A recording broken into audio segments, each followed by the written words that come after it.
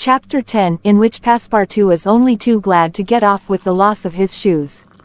Everybody knows that the great reversed triangle of land, with its base in the north and its apex in the south, which is called India, embraces 1,400,000 square miles, upon which is spread unequally a population of 180 millions of souls. The British Crown exercises a real and despotic dominion over the larger portion of this vast country, and has a Governor-General stationed at Calcutta, governors at Madras, Bombay, and in Bengal, and a Lieutenant Governor at Agra. But British India, properly so called, only embraces 700,000 square miles, and a population of from 100 to 110 millions of inhabitants. A considerable portion of India is still free from British authority, and there are certain ferocious Rajas in the interior who are absolutely independent. The celebrated East India Company was all-powerful from 1756, when the English first gained a foothold on the spot where now stands the city of Madras, down to the time of the Great Sepoy insurrection. It gradually annexed province after province, purchasing them of the native chiefs, whom it seldom paid, and appointed the Governor-General and his subordinates, civil and military. The celebrated East India Company was all-powerful from 1756, when the English first gained a foothold on the spot where now stands the city of Madras, down to the time of the Great Sepoy insurrection. It gradually annexed province after province, purchasing them of the native chiefs, whom it seldom paid, and appointed the Governor-General and his subordinates, civil and military. But the East India Company has now passed away, leaving the British possessions in India directly under the control of the Crown. The aspect of the country, as well as the manners and distinctions of race, is daily changing. Formerly one was obliged to travel in India by the old cumbrous methods of going on foot or on horseback, in palanquins or unwieldy coaches. Now fast steamboats ply on the Indus and the Ganges, and a great railway, with branch lines joining the main line at many points on its route, traverses the peninsula from Bombay to Calcutta in 3 days. This railway does not run in a direct line across India. The distance between Bombay and Calcutta, as the bird flies, is only from 1,000 to 1,100 miles, but the deflections of the road increase this distance by more than a third.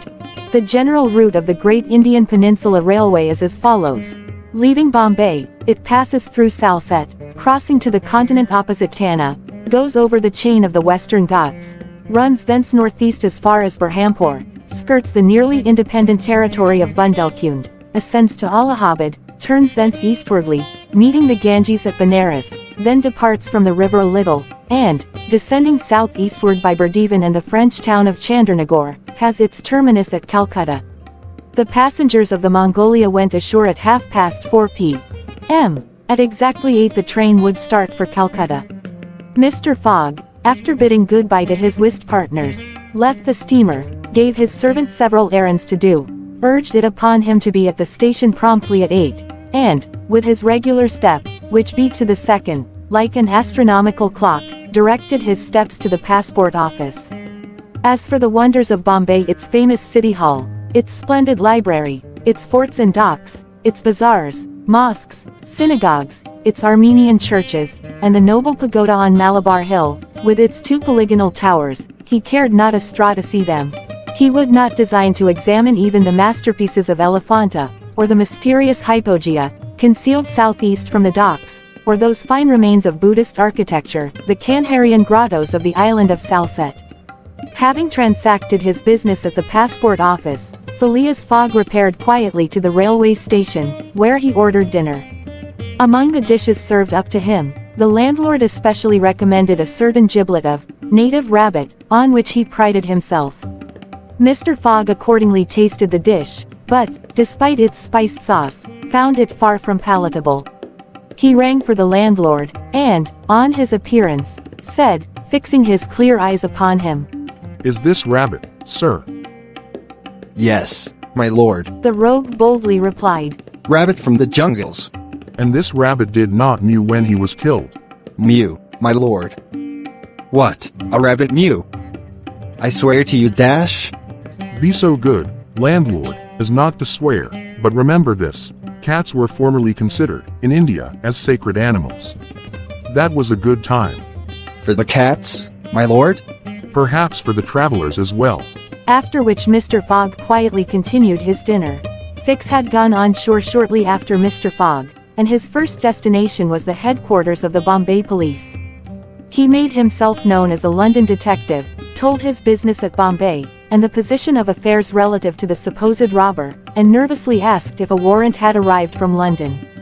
It had not reached the office. Indeed, there had not yet been time for it to arrive. Fix was sorely disappointed, and tried to obtain an order of arrest from the director of the Bombay police. This the director refused, as the matter concerned the London office, which alone could legally deliver the warrant. Fix did not insist, and was fain to resign himself to await the arrival of the important document, but he was determined not to lose sight of the mysterious rogue as long as he stayed in Bombay. He did not doubt for a moment, any more than Passepartout, that Phileas Fogg would remain there, at least until it was time for the warrant to arrive. Passepartout, however, had no sooner heard his master's orders on leaving the Mongolia than he saw at once that they were to leave Bombay as they had done Suez in Paris, and that the journey would be extended at least as far as Calcutta, and perhaps beyond that place. He began to ask himself if this bet that Mr. Fogg talked about was not really in good earnest, and whether his fate was not in truth forcing him, despite his love of repose, around the world in 80 days.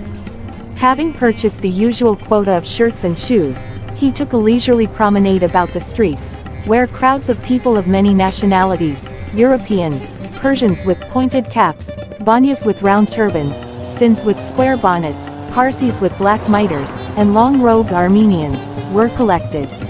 It happened to be the day of a Parsi festival. These descendants of the sect of Zoroaster, the most thrifty, civilized, intelligent, and austere of the East Indians, among whom are counted the richest native merchants of Bombay, were celebrating a sort of religious carnival, with processions and shows, in the midst of which Indian dancing girls, clothed in rose-colored gauze, looped up with gold and silver, danced airily, but with perfect modesty, to the sound of viols and the clanging of tambourines. It is needless to say that Passepartout watched these curious ceremonies with staring eyes and gaping mouth, and that his countenance was that of the greenest booby imaginable. Unhappily for his master, as well as himself, his curiosity drew him unconsciously farther off than he intended to go. At last, having seen the Parsi carnival wind away in the distance, he was turning his steps towards the station, when he happened to espy the splendid pagoda on Malabar Hill, and was seized with an irresistible desire to see its interior. He was quite ignorant that it is forbidden to Christians to enter certain Indian temples, and that even the faithful must not go in without first leaving their shoes outside the door. It may be said here that the wise policy of the British government severely punishes a disregard of the practices of the native religions. Passepartout, however, thinking no harm, went in like a simple tourist, and was soon lost in admiration of the splendid Brahmin ornamentation which everywhere met his eyes, when of a sudden he found himself sprawling on the sacred flagging. He looked up to behold 3 enraged priests, who forthwith fell upon him, tore off his shoes, and began to beat him with loud, savage exclamations. The agile Frenchman was soon upon his feet again, and lost no time in knocking down 2 of his long-gowned adversaries with his fists and a vigorous application of his toes. Then, rushing out of the pagoda as fast as his legs could carry him, he soon escaped the 3rd priest by mingling with the crowd in the streets. At 5 minutes before 8, Passepartout, hatless, shoeless, and having in the squabble lost his package of shirts and shoes, rushed breathlessly into the station. Fix, who had followed Mr. Fogg to the station, and saw that he was really going to leave Bombay, was there, upon the platform. He had resolved to follow the supposed robber to Calcutta, and farther, if necessary. Passepartout did not observe the detective, who stood in an obscure corner, but Fix heard him relate his adventures in a few words to Mr. Fogg. I hope that this will not happen again, said Phileas Fogg coldly, as he got into the train. Poor Passepartout, quite crestfallen, followed his master without a word. Fix was on the point of entering another carriage, when an idea struck him which induced him to alter his plan. No, I'll stay, muttered he. An offense has been committed on Indian soil. I've got my man. Just then the locomotive gave a sharp screech, and the train passed out into the darkness of the night. You're listening to Mind Over John, an audio drama series produced in Anchor and created in Plotagon Story. Plotagon Story is a free download in Play Store and App Store. Don't just tell the story, take your creativity to the max. We share because we care. That said, this series is video enhanced with captions and playable only on Spotify.